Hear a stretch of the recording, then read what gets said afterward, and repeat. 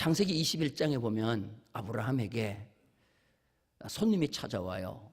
찾아오는데 보통 사람이 찾아오지 않습니다. 아비멜렉이라고 하는 그랄 왕이 찾아와요.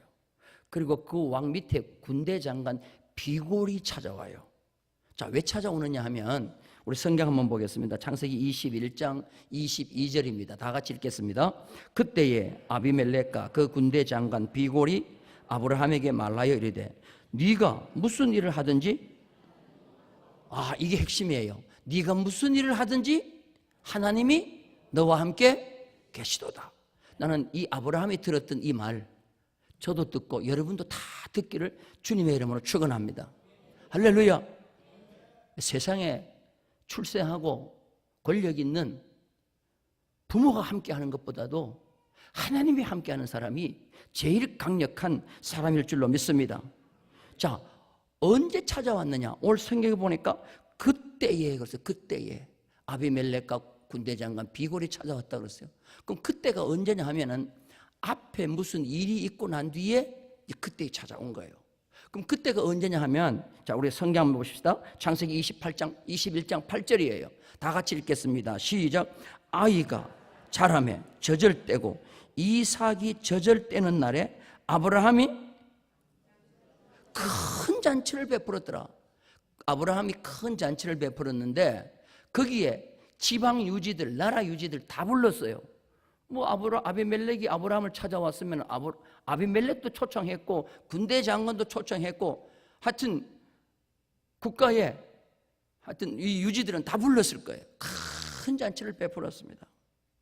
그때 돌잔치에 아비멜렉과 군대 장관 비골이 가보니까 돌잔치인데 아기가 너무너무 빵실빵실하게 잘 크고 있어요.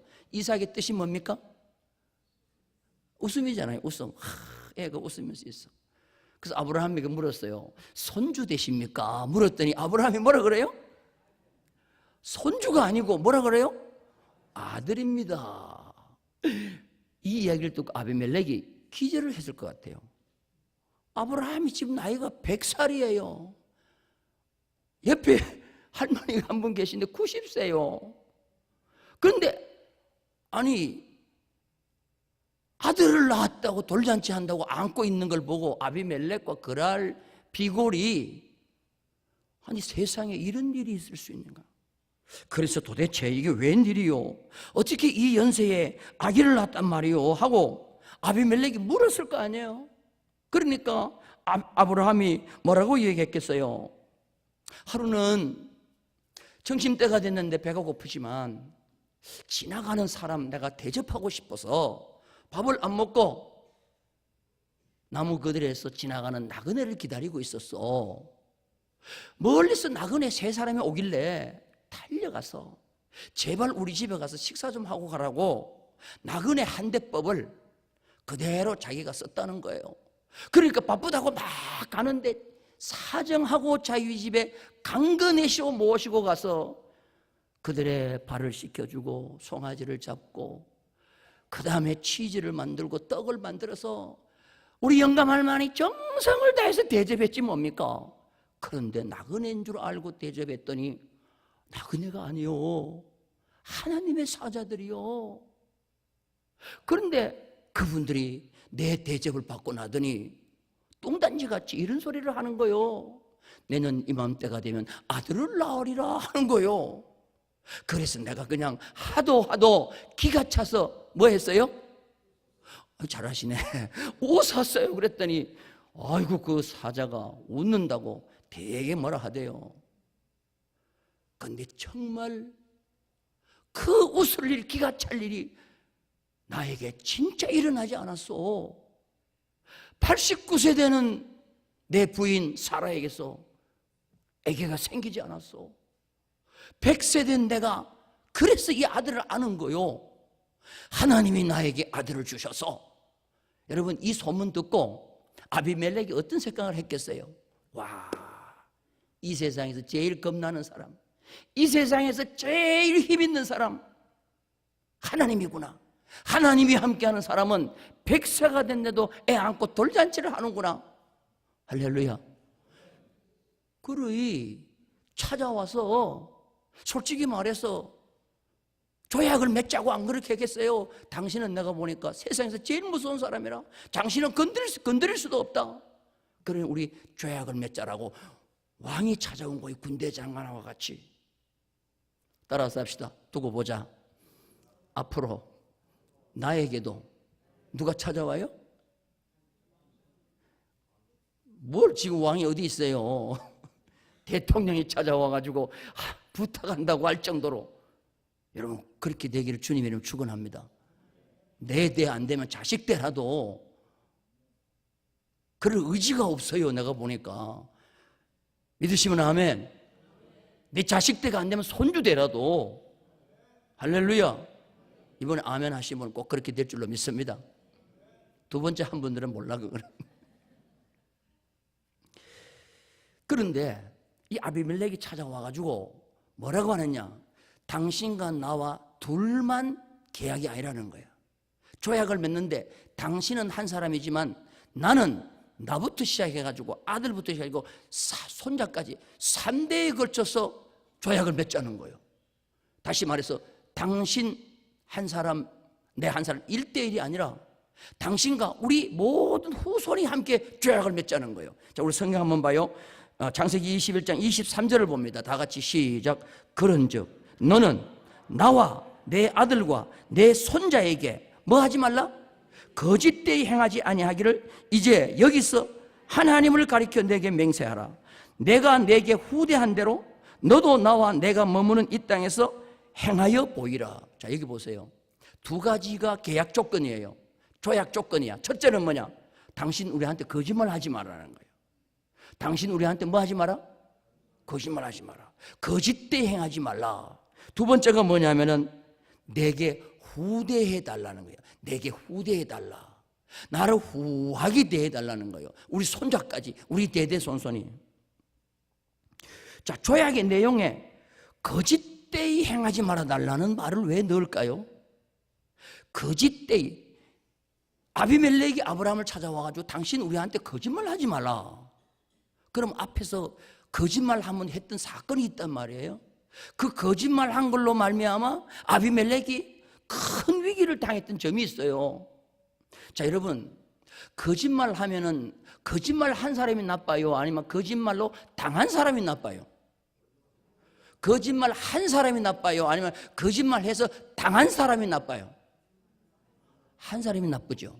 자, 그러면 성경을 한번 자세히 봐봐요. 누가 거짓말을 했는가 하면 아브라함이 그랄 아비멜렉 앞에서 거짓말을 했어요. 그랄 땅에 가가지고 자기 부인 사라를 누구라고 얘기했어요? 아니, 세상에 거짓말을 해도 이런 거짓말 할 수 있어요? 여러분들, 아무리 남자가 상대 남자가 두렵고 힘들다고 하지만 남편이라는 소리를 못하고 뭐라고 그래요? 오빠라고 얘기할 수 있어요? 우리 여자분들 대답해봐요. 그런 치사한 남자하고 살 수 있어요? 없어요? 여자분 대답해봐요. 살 수 있어요? 없어요? 남자가 대답하지 말고 여자들 그런 남자랑 살 수 있어요? 없어요? 없다고 그랬잖아요. 근데 사라는 참 마음이 좋아서 그런지 맹해서 그런지 그렇게 하자고 생깨손가락 걸었어요. 그랄 왕 아비멜렉이 아브라함을 탁 맞이해서 보니까 아브라함은 다 늙었는데 아이고 90세가 된 이 사라를 딱 보는 순간에 어이구 한 50세밖에 안 보여. 그래서 자기 그냥 부인으로 데려가는 거예요. 그러니까 아브라함은 데려가라는 거예요. 뭐 부인도 아니고 누이 동생이라고. 거짓말 누가 했어요? 아브라함이 했지. 그러면 나가 하나님이라고 뭐 아브라함 너 왜 그런 거짓말 하냐? 네가 그렇게 할 수 있냐? 어떻게 부인을 어떻게 네 동생을 할 수 있냐? 이렇게 하나님이 아브라함을 때릴 텐데 그날 밤에 아비멜렉이 데리고 간 사라를 데리고 간 그날 밤에 누가 지금 맡고 있어요? 성경에 보면은 아비멜렉이 뒤지도록 막는 거예요. 열병이 나가지고 막 몸이 막 쑤시고 데리고 간 리브가는 젖에도 못 가는 거예요. 지금 죽을 지경이요.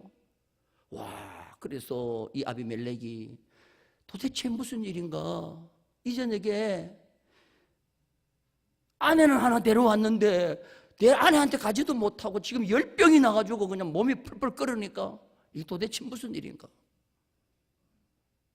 하나님께서 꿈에 아비멜렉에게 나타난 거예요. 어떻게 나타났느냐? 자, 창세기 20장 3절입니다. 다 같이 읽겠습니다. 시작. 현명하시고 그에게 이르시되 네가 데려간 이 여인으로 말미암아 네가 죽으려니 그는 아이고 남편 있는 여자를 데려와서 그렇다는 거예요. 그러면 지금 보세요. 아비멜렉이 남편이 있는 줄 알았어요? 몰랐어요? 몰랐지. 그럼 잘못은 누가 한 거예요? 그럼 맞아야 될 사람은 누구요? 아브라함이 열병이 나고 그날 저녁에 돼지도록 혼나야 되는데 아브라함은 편안하게 자고 있어. 자기 부인 뺏겼는데도 잠을 자고 있어. 근데 지금 혼나는 건 누구요? 아비멜렉이 혼나는 거예요. 자, 근데 여러분 가만히 생각해 보세요. 가만히 생각해 보세요. 이 아비멜렉이 사라를 데려갔을 때 그 사라의 뱃속에 지금 누가 있어요? 이삭이 지금 자라고 있는데 어떻게 아브라함이 자기 씨가 그 속에 있는데 어떻게 줄까? 나 도대체 이해가 안 되는 거예요. 내가 좀 아브라함에게 좀 물어보고 싶어. 당신 아무리 겁이 나도 죽으면 죽었지. 자기 씨가 자기 부인 속에 들었는데 누구라고 주면 어떻게 될 거냐고. 당신 그렇게 겁 많으냐고 물어보고 싶어. 근데 하나님 보세요.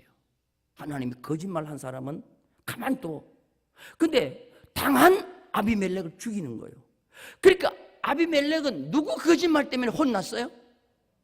그러니까 아브라함이 찾아와가지고 너 나한테 뭐 하지 말라? 당신이 거짓말했는데 내가 맞았으니 이런 일 두 번 다시 있으면 안 된다는 거예요. 그러니까 거짓말 하지 말라는 거예요. 여러분 무슨 말인지 이해가 되면 아멘? 하나님이 함께하는 사람은 뭐하고도 그렇다고 여러분 거짓말 자꾸 하면 안 돼요. 이걸 부득이 위해서 하기는 했지만 그러나 이제 이 보면 이만큼 하나님이 누구를 지켜주느냐 하면은 아브라함을 뭐예요? 지켜주고 있는 거예요. 믿으시면 아멘? 할렐루야. 그러니까 계약 조건이 뭐냐? 네가 무슨 일을 하든지 하나님이 함께 하시는데 네가 거짓말 하니까 하나님이 너를 안 때리고 당한 내가 맞는 거 보니까 너 나한테도 거짓말 두 번 다시 하지 마라. 왜? 할수록 내가 혼나니까. 무슨 말인지 이해가 되면 아멘? 이게 바로 아브라함에게 조약을 맺자고 찾아온 사람이에요. 인생은 살다가 보면요, 내가 궁지에 몰리기 때문에 부득이한 사정으로 솔직히 거짓말을 할 수가 있어요. 내가 너무 위험하니까. 그런데 하나님은 아브라함이 왜 거짓말 한 줄 알고 아브라함을 어떻게 해요? 지켜주시는 거야.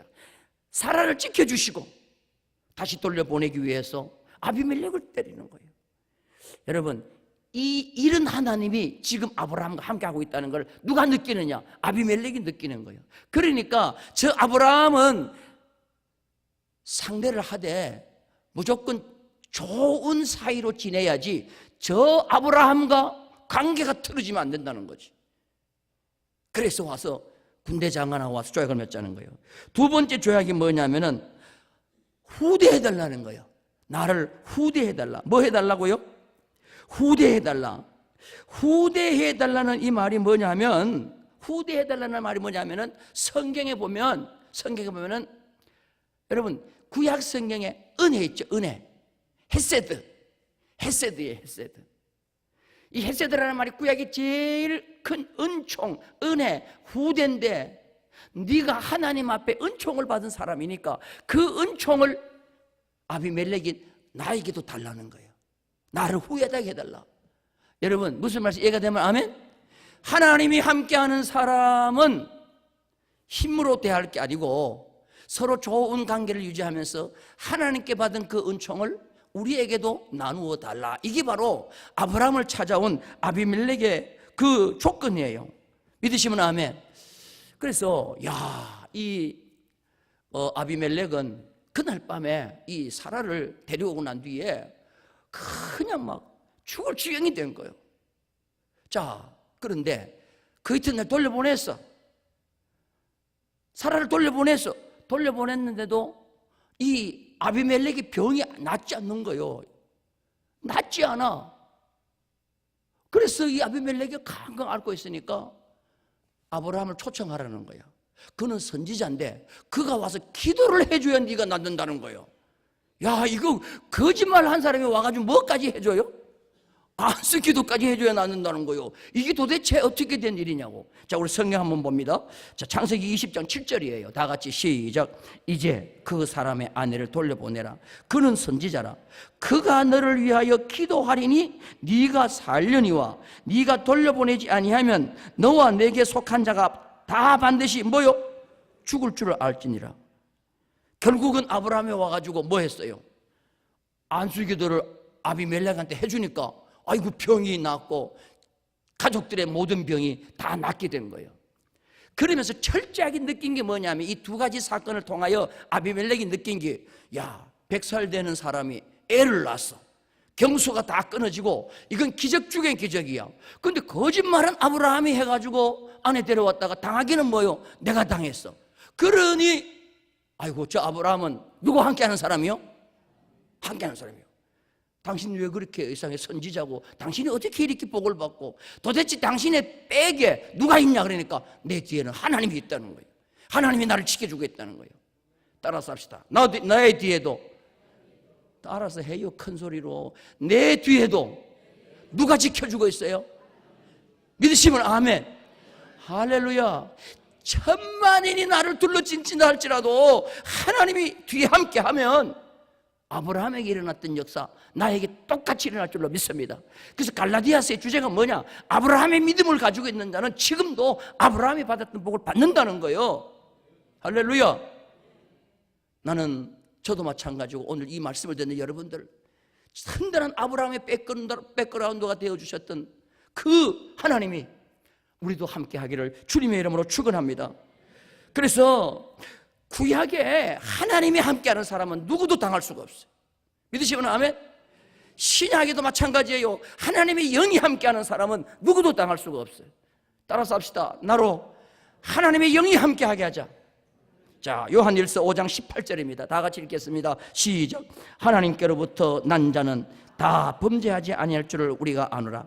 하나님께로부터 나신 자가 그를 지키심에 악한 자가 그를 뭐하지도 못한다?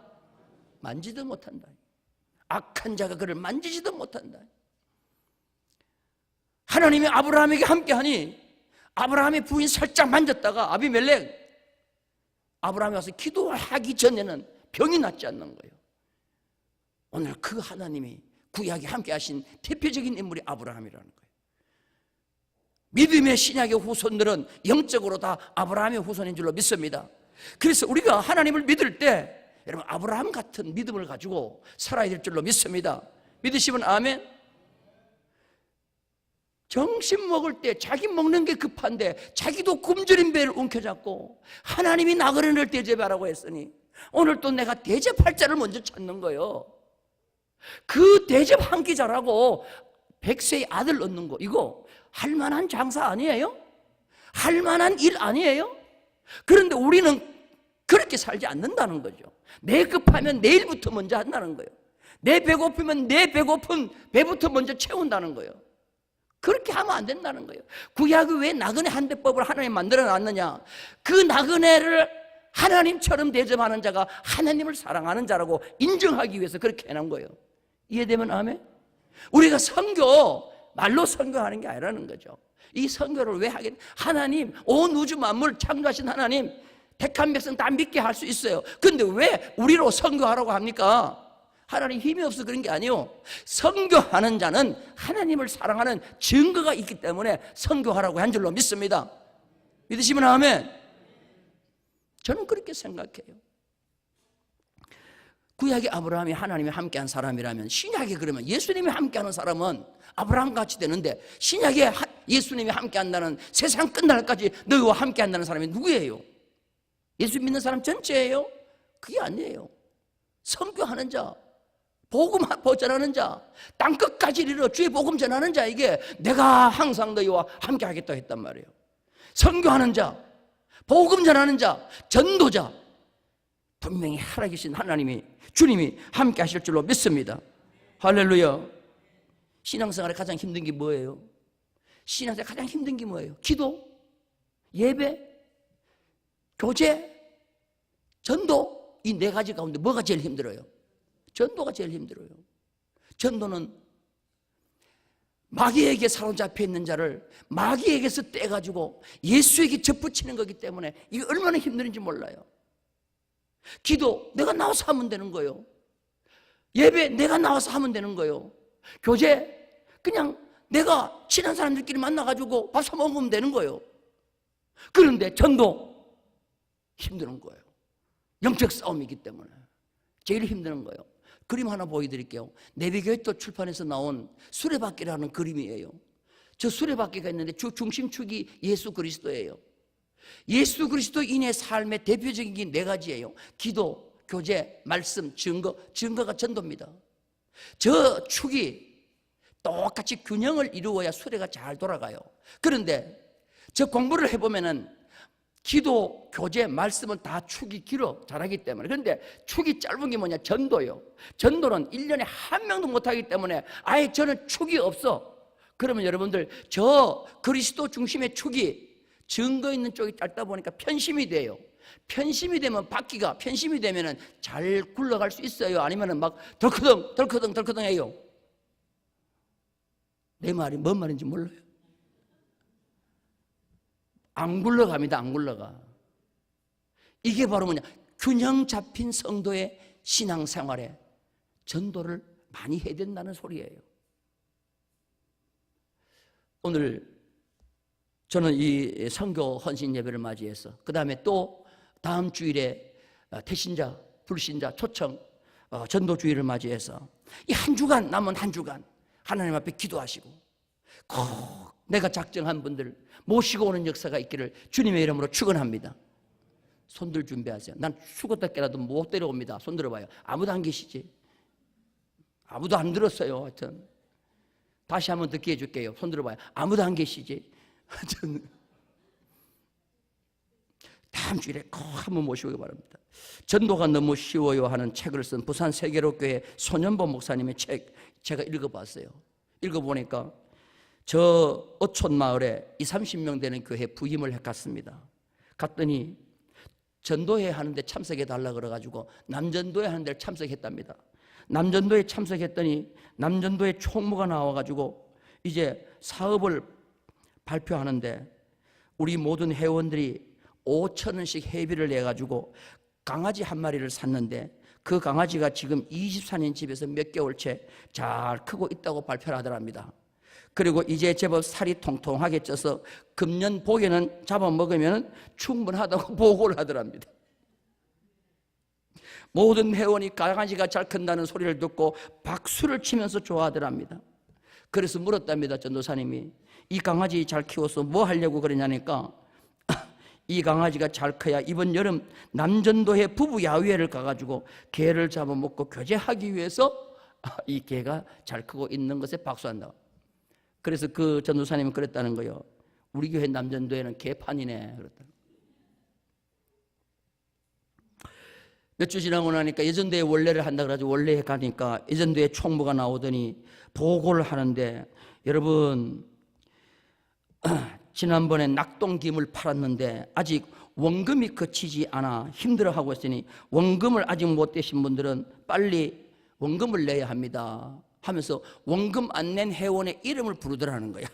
누구 안 냈습니다. 그러니까 한 회원이 팔리지 않는 낙동김을 어찌 내가 판다고 이름을 부릅니까 하면서 도로 낙동김 가져가 있어 그래서 가져가라 그러더라는 거예요. 그러니까 총무가 떼지난 그 김을 지금 가져오면 어떻게 한답니까? 그러면서 막 싸움에 막 붙더라는 거야. 그래서 진정을 시켜놨대. 그러니까 총무가 또 얘기하더라는 거예요. 작년 가을에 팠던 젓갈도 역시 아직까지 원금이 덜 거쳤으니까 빨리 원금 독촉 전화가 젓갈 상에서 자꾸 오니 빨리 회부를 납부해 주시기 바랍니다 라고 하더라는 거야. 그러니까 회원들이 그러더래. 못 판 회원들이 여기도 바닷가에 젓갈이 있는데 그러면 무슨 강정 젓갈을 누구 사 먹는다고 그걸 자꾸 팔려고 하냐고. 낙동 젓갈 하여튼 강정 젓갈이 싸우더라는 거죠. 이 젓갈 다 가져가 있어 오더라는 거야. 그러니까 막 예전도회가 무슨 젓갈 장사 하여튼 김 장사 막 싸우더라는 거죠. 그래서 물었대요. 이거 왜 하냐 그러니까 이거라도 해야 전도사님 생신되면 생신이라도 차려드리고 이거라도 해야 식당에 숟가락도 하나 더 산다고 그러더라는 거예요. 여러분, 물론 좋아요. 하나님의 몸된 교회가 전도회에서 교제를 위해서 뭐 개도 키울 수가 있고, 지금은 개 키우면 안 됩니다. 지금 할 수 있어요. 뭐 하여튼 뭐 젓갈도 팔 수가 할 수 있어요. 그런데 그게 주 목적이 아니라는 거지. 하나님의 몸된 교회, 남 전도회, 여 전도회, 목적이 뭐예요? 전도회 목적이 뭐예요? 근데 왜 이쪽 동네는 가만히 계셔? 전도회는 뭐가 전도해요? 전도지. 근데 전도는 안 하고 뭐 해요? 맨날 뭐 하여튼 장사나 하고 뭐 하여튼 또 뭐 키워가지고 먹는 거나 하고 안 된다 이거죠. 개인이나 전도회나 하나님이 가장 기뻐하시는 일을 하는 것이 교회인 줄로 믿습니다. 그럼 우리가 잘은 못해서 떳떳하게 대답은 못하지만 제가 물어볼 때 대답 한번 해보세요. 하나님이 제일 기뻐하시는 일이 뭐겠어요? 뭐겠어요? 젓갈 파는 거예요? 뭐예요? 김 파는 거예요? 뭐예요? 영혼을 구원시키고 전도하는 것인 줄로 믿습니다. 그래서 성경에 보면은 예수님이 이 땅에 오셔서 무슨 일에 초꽃을 맞췄느냐? 하나님이 기뻐하시는 일을 했다는 거예요. 자, 요한복음 8장 29절입니다. 다 같이 읽겠습니다. 요한복음 8장 29절 시작. 나를 보내신 이가 나와 함께 하시도다. 나는 항상 그가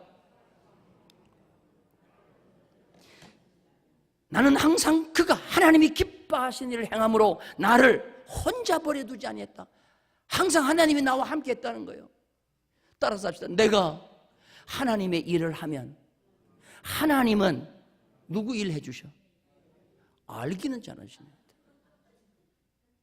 내가 하나님이 기뻐하는 일을 하면 내가 기뻐하는 일을 누가 해주셔요? 내가 힘든 일을 누가 해주셔요? 하나님이 해주신단 말이에요. 믿으시면 아멘? 여러분, 그런 재미를 신앙생활하면서 자꾸 봐야 되지 않겠어요? 그래서 바울은 에베소서에서 주를 기쁘시게 할 것이 무엇인지 시험해 보라고 그랬어요. 자, 우리 성경 한번 봅니다. 에베소서 5장 10절입니다. 다 같이 읽겠습니다. 시작. 여러분들, 주를 기뻐하시는 일을 한번 시험해 보세요. 첫째로, 주님이 기뻐하시는 일을 하게 되면 힘들어요. 진짜 힘들어요. 왜? 마귀가 방해를 하기 때문에. 쉬운 일은 마귀가 방해 안 해. 근데 귀한 일일수록 마귀는 방해하기 때문에 그래서 여러분들, 주의 일은 힘들다고 너무너무 어렵다고 놔버리면 하나님이 기뻐하지 않아요. 주님이 기뻐하지 않고 마귀가 기뻐하는 거예요. 그래서 우리 충목교회는 전도회가 친교도 중요하고 또한 다른 것도 중요하지만 가장 중요한 건 뭐냐? 복음을 전해서 전도하는 우리 모든 성도가 될 때 이것이 어떻게 보면 하나님이 기뻐하시는 일이고 이것이 성숙된 성도로서 나가는 길인 줄로 믿습니다.